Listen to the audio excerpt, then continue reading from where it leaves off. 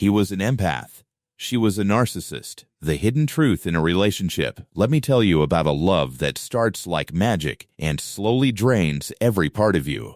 He was an empath. She was a narcissist. Nobody warned him what that combination would do. At first, it felt perfect, like finally being seen, understood, and chosen by someone who got him. She mirrored his dreams, his wounds, his humor. She became everything he thought he had been searching for. Empaths feel deeply. They carry other people's pain and try to fix what isn't theirs to fix. Narcissists need that energy. They need someone who gives love without demanding accountability or healthy boundaries back. She called him soulmate in weeks. She said she'd never felt this safe with anyone before. He believed her because empaths assume everyone has good intentions and a capacity to grow with love. Love bombing feels like heaven. Constant attention, future plans, deep 2am talks, and feeling finally chosen. What he missed was that the intensity was also testing how much access she could get. Narcissists don't connect. They collect supply, admiration, control, reactions, anything that proves they matter. Empaths give it freely because giving love is how they feel worthy and alive. Slowly, the warmth came with conditions. Affection disappeared when he disagreed or expressed a need. You're too sensitive. Why can't you just be normal? I love you, but you're difficult. When he set boundaries, she punished him with coldness, sarcasm, or days of silence. Then she returned crying, promising change, acting like the person he originally fell for. That's the cycle. Idealize, devalue, discard, hoover, and he kept hoping this time would be different. He started managing her moods like weather. If she was fine, he was fine. He over-explained everything because she twisted his words until he doubted his own memory. That's gaslighting. It's exhausting when you value truth, clarity, and emotional honesty above everything else. He gave more patience, more grace, more chances. He believed love could heal any hurt person. She liked the attention, but not the responsibility of loving a real human with needs.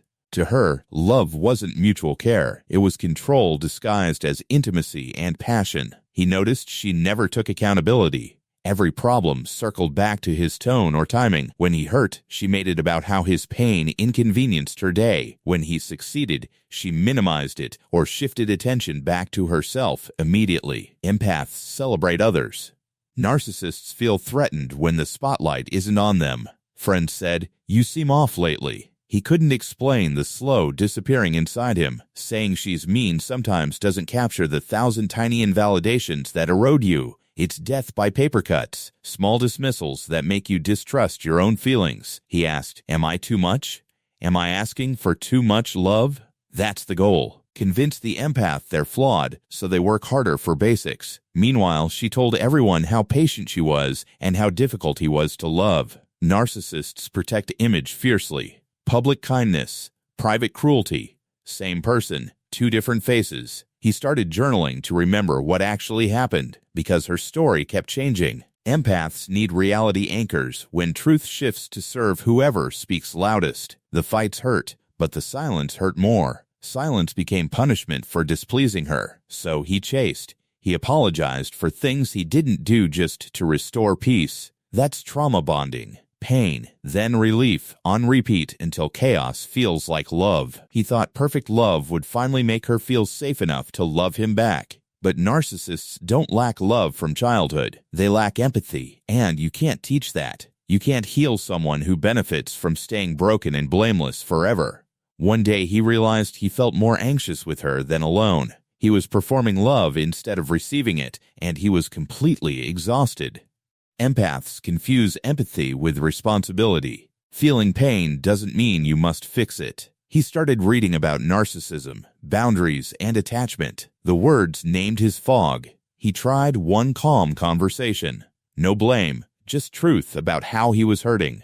She called it an attack. She said he was dramatic and unstable and wrong. That's when it clicked. This wasn't communication. It was incompatibility between empathy and exploitation. You can't build intimacy with someone who uses vulnerability as leverage against you. Leaving isn't one big moment, it's 100 small choices to choose yourself. Saying no without explaining, not rescuing her emotions, letting her be upset. She escalated. Love bombing returned with gifts, promises, and I'll change. I swear. Narcissists panic when supply pulls away, so they do anything to regain control. He almost believed her again. Hope is addictive after years of investment. But he remembered who he was before her, his laugh, his friends, his peace. He remembered what safety felt like, and this hadn't felt safe in years. So he left, quietly, with boundaries, consistency, and doors that stayed closed. No contact is brutal. Empaths grieve the potential, not just the actual person. She told people he abandoned her. She rewrote history to protect her image. He let her. Defending himself would only pull him back into chaos. Healing meant grieving without chasing the person who caused the grief. It meant learning kindness without boundaries is just self-abandonment in disguise. He started therapy. He named his needs without apologizing for having them. He learned empathy is a gift, not a job to earn love. Slowly, anxiety faded. His body stopped bracing for the next emotional storm. He realized love should feel steady, not like solving a changing puzzle daily. If you're in this now, hear me. This isn't your fault, and it isn't love. You are not too sensitive. You are not too needy or too much. You deserve reciprocity. You deserve repair, accountability, and respect without begging for it. Empaths don't need to become cold. They need better boundaries to stay safe. Boundaries aren't walls. They keep your heart open without letting people destroy you. The right person won't punish you for having feelings and needs. The right person meets you halfway and carries their own emotional weight too. To every empath watching, your compassion is not the problem here. The problem is giving it to people who use it to avoid growth. To those who left, I'm proud of you for choosing yourself finally. To those still stuck, start with one boundary today. Just one small no. You don't owe anyone access to you because they demand it loudly. Healing isn't linear. You'll miss her. You'll doubt yourself. That's normal grief. Keep choosing reality over fantasy and peace over chaos every single day. You weren't crazy. You were caring where no care existed for you. Now turn that care inward, toward yourself, where it belongs. That's where your power returns. Quiet, steady, and entirely yours again. You're allowed to leave people who only love you when you're small. You're allowed to want love that doesn't require you to shrink. You're allowed to rest and trust yourself again after so much confusion. If this feels familiar, you're not alone. Millions are learning this lesson.